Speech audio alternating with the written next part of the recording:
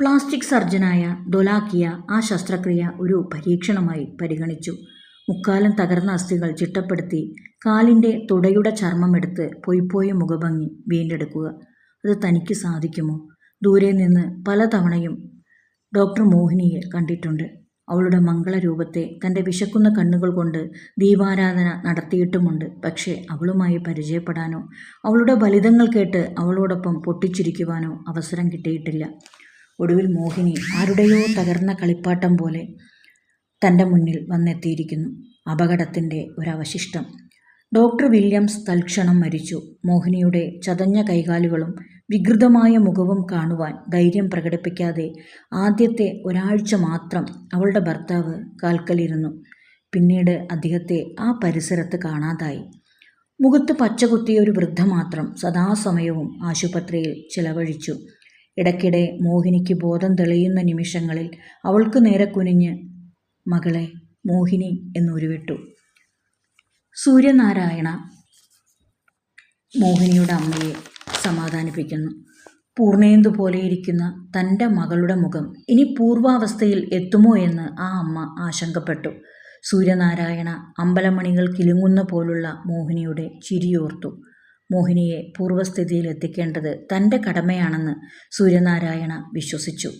മോഹിനി കണ്ണാടി ആവശ്യപ്പെട്ടാൽ അത് കൊടുക്കരുത് എന്ന് സൂര്യനാരായണ നഴ്സുമാരോട് വിലക്കുന്നു.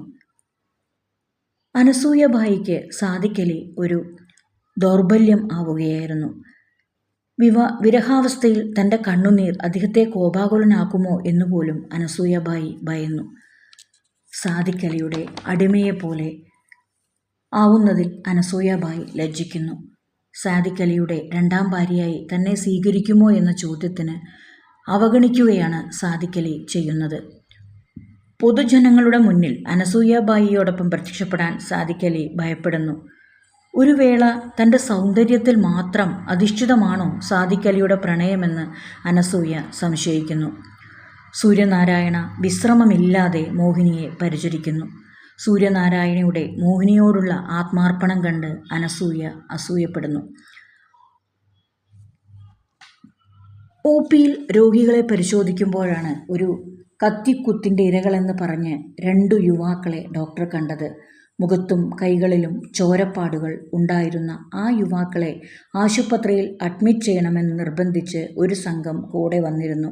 അവരിൽ ചിലർ ഖദർധാരികളായിരുന്നു. ആക്രമവാസനയുള്ളവരെ ആശുപത്രിയിൽ കിടത്തി ചികിത്സിക്കുവാൻ ഡോക്ടർ സൂര്യനാരായണ റാവുവിന് വൈമനസ്യമുണ്ടായിരുന്നു. തനിക്ക് യാതൊരു രാഷ്ട്രീയ കക്ഷിയോടും കടപ്പാടുണ്ടായിരുന്നില്ല. പോലീസും കേസും മറ്റും തൻ്റെ ആശുപത്രിയെ സ്പർശിക്കരുത് എന്നും ഡോക്ടർ ആഗ്രഹിച്ചു. രമേശ് വർഗീസ് എന്ന ആ ചെറുപ്പക്കാരെ അഡ്മിറ്റ് ചെയ്യാൻ സൂര്യനാരായണ കൂട്ടാക്കുന്നില്ല. പക്ഷേ സമ്മർദ്ദം ഏറി വന്നു. ആശുപത്രി അധികൃതരും കൂടെ നിർബന്ധിച്ചപ്പോൾ സൂര്യനാരായണ സമ്മതിക്കുന്നു. എന്നാൽ ആ തീരുമാനം സൂര്യനാരായണയ്ക്ക് വിനയാവുന്നു. അനിൽ രമേശ് എന്ന യുവാവ് ആശുപത്രിയിൽ നിന്നും ഇറങ്ങിപ്പോയി കുറച്ചു സമയം കഴിഞ്ഞുവെന്ന് വീണ്ടും ബെഡിൽ കിടക്കുന്നു. രാത്രിയിൽ പ്രതിപക്ഷ നേതാവിനെ ആരോ കൊലപ്പെടുത്തുന്നു. കേസ് അന്വേഷണത്തിന് വന്ന പോലീസ് നായ രമേശിനടുത്തു നിന്നും കുരയ്ക്കുന്നു. എല്ലാത്തിനും കുറ്റം സൂര്യനാരായണ റാവു തന്നെ ഏറ്റെടുക്കേണ്ടതായി വന്നു. വീട്ടിലെത്തിയ സൂര്യനാരായണയെ എതിരേറ്റത് കാമേശ്വരിയുടെ ഗദ്ഗദം നിറഞ്ഞ സ്വരമായിരുന്നു. "ഇതൊന്നും കാണാനുള്ള കരുത്ത് എനിക്കില്ല. എന്നെ ആദ്യം ഹൈദരാബാദിലേക്ക് അയക്കുക" അവർ തുടർന്നു. "ഇത്തരം കിംവദന്തികൾ നീയും വിശ്വസിച്ചു തുടങ്ങിയോ?